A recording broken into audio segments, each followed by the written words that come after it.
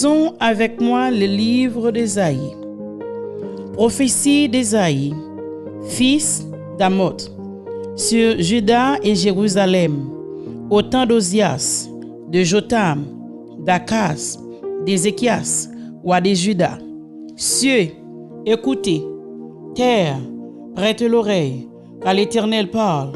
J'ai nourri et élevé des enfants, mais ils se sont révoltés contre moi. Le bœuf connaît son possesseur, et l'âne la crèche de son maître. Israël ne connaît rien. Mon peuple n'a point d'intelligence. Malheur à la nation pécheresse, au peuple chargé d'iniquité, à la race des méchants, aux enfants corrompus. Ils ont abandonné l'Éternel. Ils ont méprisé le Saint d'Israël. Ils se sont retirés en arrière. Quel châtiment nouveau vous infligez quand vous multipliez vos révoltes. La tête entière est malade et tout le cœur est souffrant. De la plante du pied jusqu'à la tête, rien n'est en bon état. Ce ne sont que blessures, contusions et plaies vives qui n'ont été ni pensées, ni bandées, ni adoucies par l'huile. Votre pays est dévasté, vos villes sont consumées par le feu. Des étrangers dévorent vos campagnes sous vos yeux. Ils ravagent et détruisent comme des barbares. Et la fille de Sion est restée comme une cabane dans une vigne, comme une hutte dans un champ de concombres, comme une ville épargnée. Si l'Éternel des armées ne nous eût conservé un faible reste, nous serions comme Sodome, nous ressemblerions à Gomorrhe. Écoutez la parole de l'Éternel, chef de Sodome. Prête l'oreille à la loi de notre Dieu. Peuple de Gomorrhe, qu'ai-je à faire de la multitude de vos sacrifices? Dit l'Éternel, je suis rassasié des holocaustes, des béliers et de la graisse des veaux. Je ne prends point plaisir au sang des taureaux, des brebis et des boucs.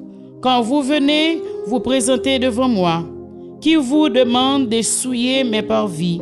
Cessez d'apporter de vaines offrandes.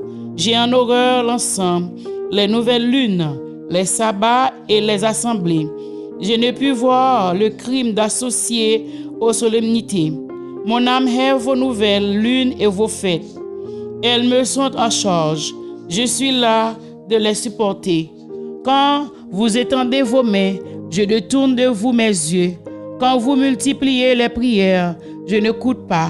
Vos mains sont pleines de sang. Lavez-vous, purifiez-vous, ôtez devant mes yeux la méchanceté de vos actions. Cessez de faire le mal. Apprenez à faire le bien. Recherchez la justice. Protégez l'opprimé. Faites droit à l'orphelin. Défendez la veuve. Venez et plaidons, dit l'Éternel. Si vos péchés sont comme le cramoisi, ils deviendront blancs comme la neige.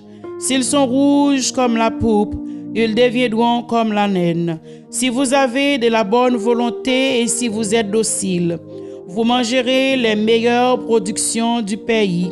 Mais si vous résistez et si vous êtes rebelles, vous serez dévorés par le glaive, car la bouche de l'Éternel a parlé. Quoi donc? La cité fidèle est devenue une prostituée. Elle était remplie d'équité. La justice y habitait. Et maintenant, il y a des assassins. Ton argent s'est chargé en scorie. Ton vin a été coupé d'eau. Tes chefs sont rebelles et complices des voleurs. Tous aiment les présents et courent après les récompenses. Ils ne font pas droit à l'orphelin, et la cause de la veuve ne vient pas jusqu'à eux. C'est pourquoi, voici ce que dit le Seigneur, l'Éternel des armées, le fort d'Israël. Ah, je tirerai satisfaction de mes adversaires, et je me vengerai de mes ennemis. Je porterai ma main sur toi, je fonderai tes scories comme avec de la potasse, et j'enlèverai toutes tes parcelles de plomb. Je rétablirai tes juges tels qu'ils étaient autrefois, et tes conseillers tels qu'ils étaient au commencement. Après cela, on t'appellera ville de la justice, cité fidèle, Sion sera sauvé par la droiture, et ceux qui s'y convertiront seront sauvés par la justice.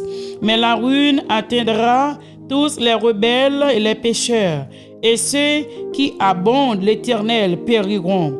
On aura honte à cause des térébintes auxquels vous prenez plaisir, et vous rougirez à cause des jardins dont vous faites vos délices, car vous serez comme un térébinthe au feuillage flétri, comme un jardin qui n'a pas d'eau. L'homme fort sera comme de l'étoupe, et son œuvre comme une étincelle. Ils brûleront l'un et l'autre ensemble, et il n'aura personne pour éteindre. Que l'Éternel bénisse cette portion de l'Écriture pour l'édification commune de nos âmes. Commentez, abonnez, partagez, aimez. Shalom, shalom.